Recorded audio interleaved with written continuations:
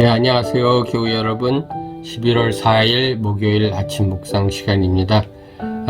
이제 낙엽이 많이 떨어져서 바람에 뒹구는 것을 보며 가을이 깊어짐을 느낍니다. 저희가 지난주까지는 출애굽기를 묵상했었죠. 이제 이번 주서부터 사사기를 시작했는데요. 출애굽기와 사사기의 가장 큰 차이점을 본다면 출애굽기 때는 하나님과 함께 하는 백성들이었지만 그 세대들이 다 죽고 나서 하나님을 모르고 또 하나님의 그 역사하심을 모르는 백성들이 이제 들었으면서 많은 문제점들이 생긴 것 같습니다. 그럼 박 목사님 묵상 인도하시는 거 듣고 다 같이 은혜 받으시기 바랍니다. 제2장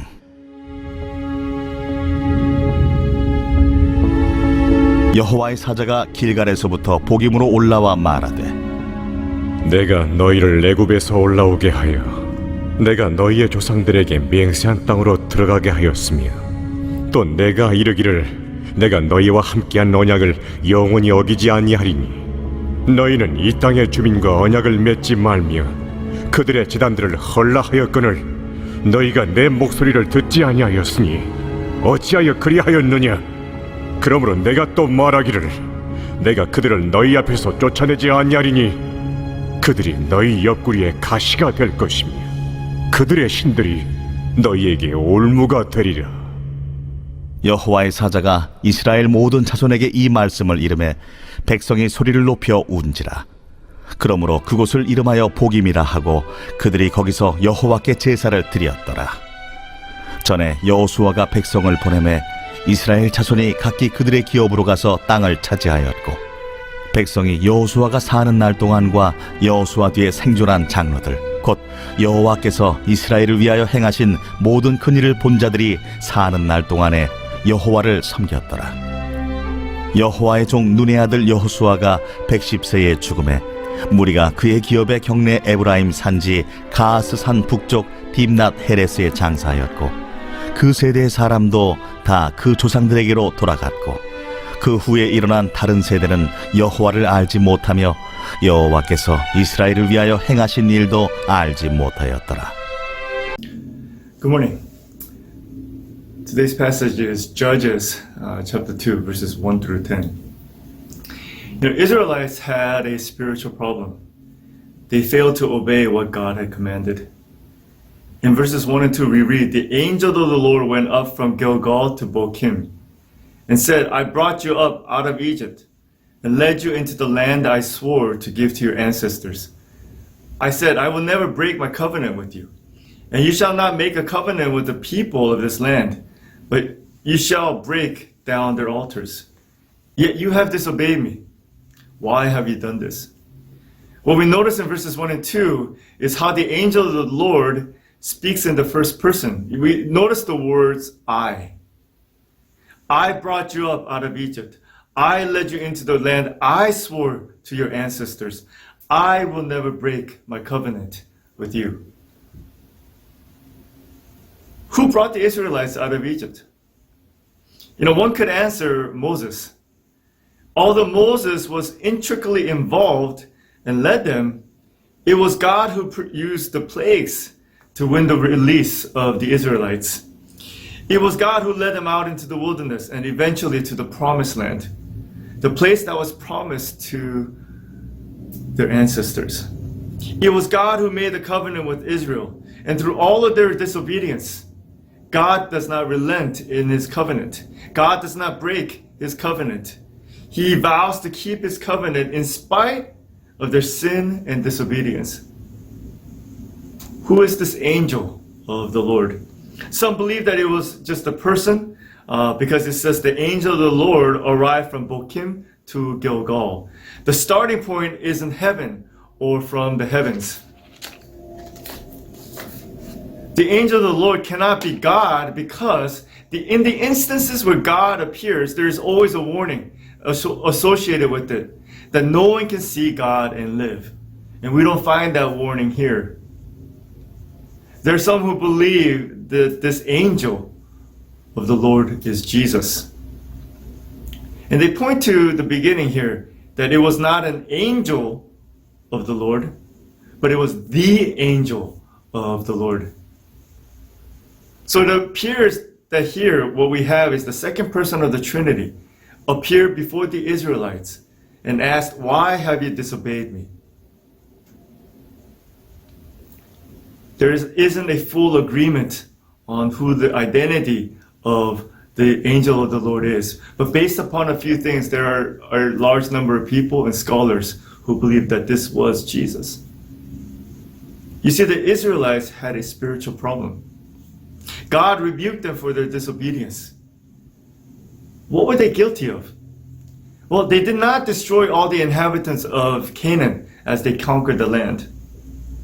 God has specifically instructed them to destroy and drive out the inhabitants of the promised land. Have you ever wondered why God gave such instructions? God didn't want the Israelites to be tempted. It was for their own good. Failure to obey God's commands had grave consequences. In Deuteronomy chapter 12, verse 18, it says, this part is where God is telling them to basically destroy everyone inside. Verse 18 says, "Otherwise, they will teach you to follow all the detestable things that they do in worshiping their gods, and you will sin against the Lord your God." You see, God had their best interest in mind. It was better for the Israelites not to have that temptation around. That's why God wanted them to destroy everyone. But the Israelites failed to obey God's commands, and now because of their disobedience, look what this angel of the Lord says in verse 3. "And I have also said, I will not drive them out before you. They will become traps for you, and their gods will become snares to you." Because of their disobedience, the inhabitants will become a thorn in their side.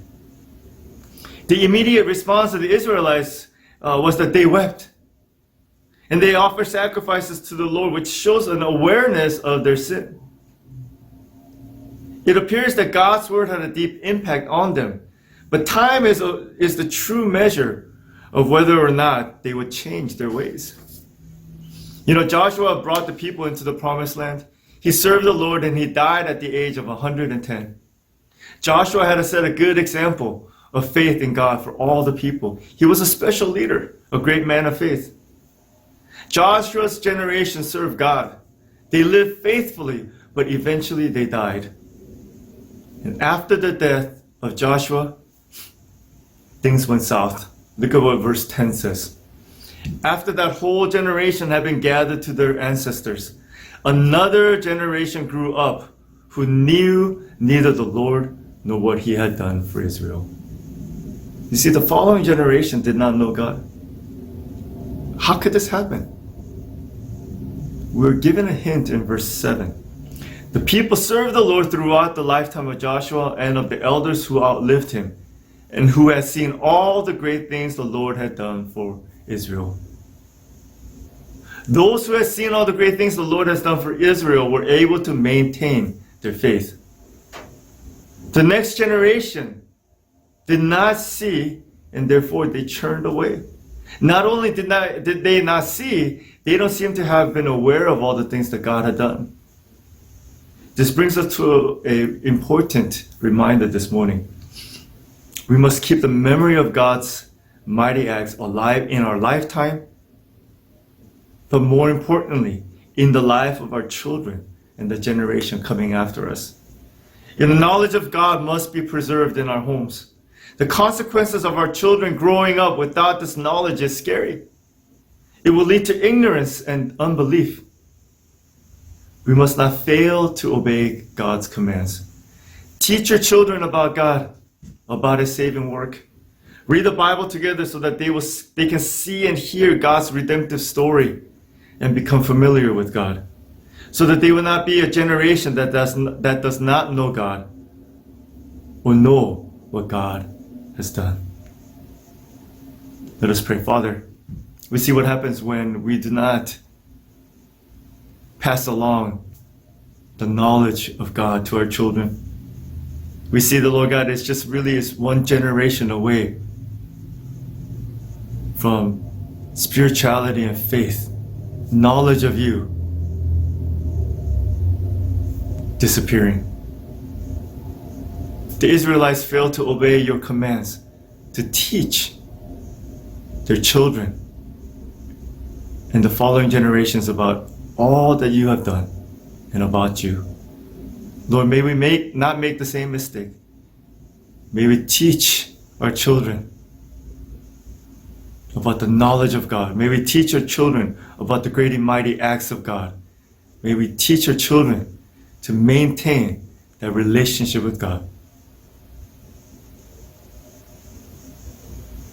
We do not want to make the mistakes that we see here in Judges. We pray this in Jesus' name. Amen. I hope that you understand the value and importance of sharing the gospel, and making sure that all our children are aware. We just spend the time today telling your children about God and all that He has done. God bless you. Have a great day. 예, 목사님 감사합니다. 오늘 목사님께서는 불순종의 세대라는 제목으로 말씀 전해주셨는데 같이 요약해 보겠습니다. 이스라엘 백성들은 하나님의 명령에 순종하지 않았습니다. 1절과 2절을 읽어보겠습니다. 여호와의 사자가 길갈에서부터 복임으로 올라와 말하되 내가 너희를 애굽에서 올라오게 하여 내가 너희의 조상들에게 맹세한 땅으로 들어가게 하였으며 또 내가 이르기를 내가 너희와 함께한 언약을 영원히 어기지 아니하리니 너희는 이 땅의 주민과 언약을 맺지 말며 그들의 제단들을 헐라 하였거늘 너희가 내 목소리를 듣지 아니하였으니 어찌하여 그리하였느냐. 여기서 우리가 주목해야 할 것은 여호와의 사자가 1인칭인 나라는 단어를 쓴다는 것입니다. 여호와의 사자는 누구일까요? 어떤 사람들은 그가 예수님이라고 믿습니다. 삼위일체의 두 번째 인격인 성자께서 이스라엘 백성들 앞에 나타나서 왜 나에게 순종하지 않느냐고 묻는 것이라고 합니다. 여호와의 사자가 누구인지에 대해서는 몇 가지 해석이 있지만 이분이 예수님이라고 믿는 해석이 학자들의 가장 큰 지지를 받고 있습니다. 하나님께서는 그들의 불순종을 책망하셨습니다.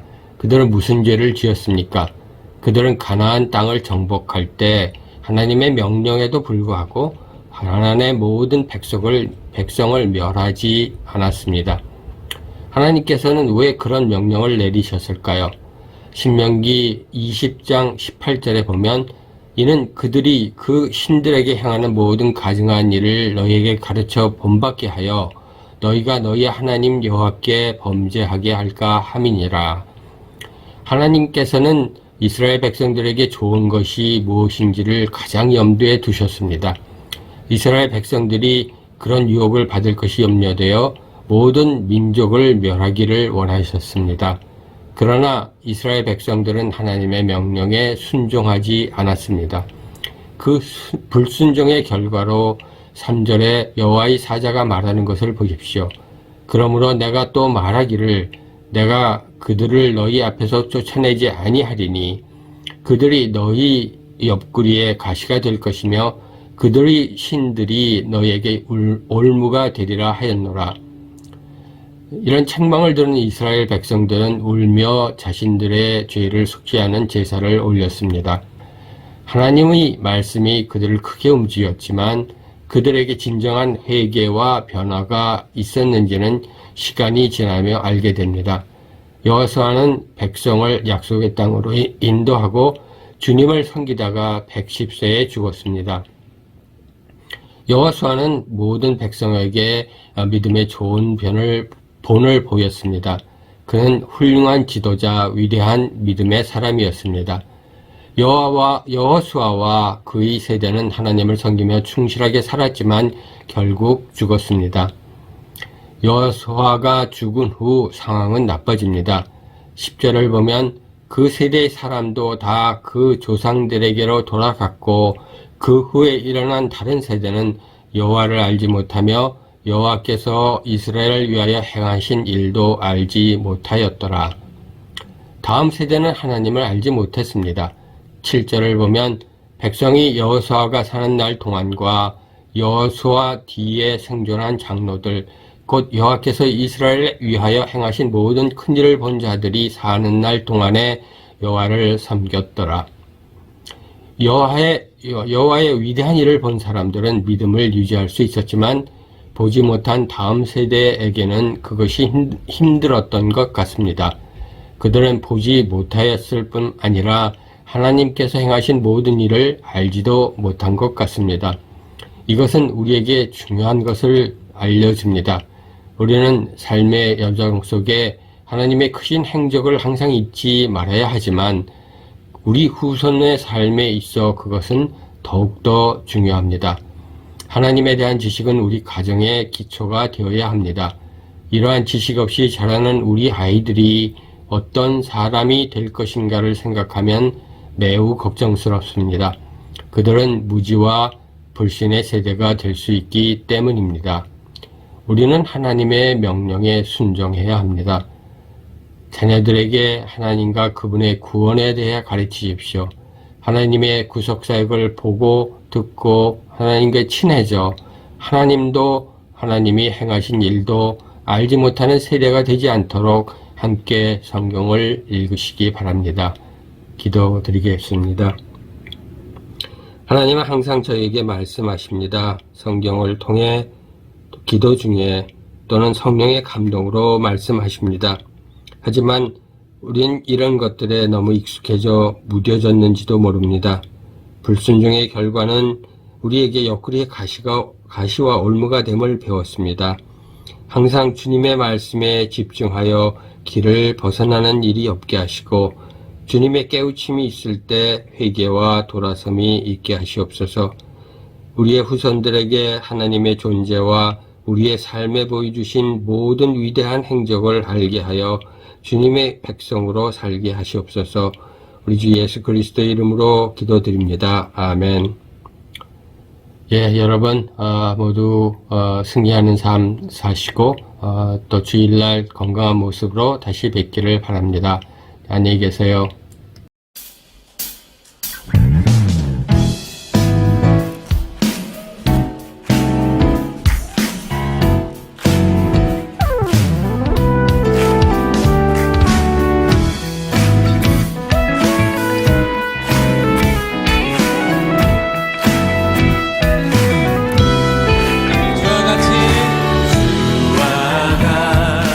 길 가는 것 즐거운 일 아닌가.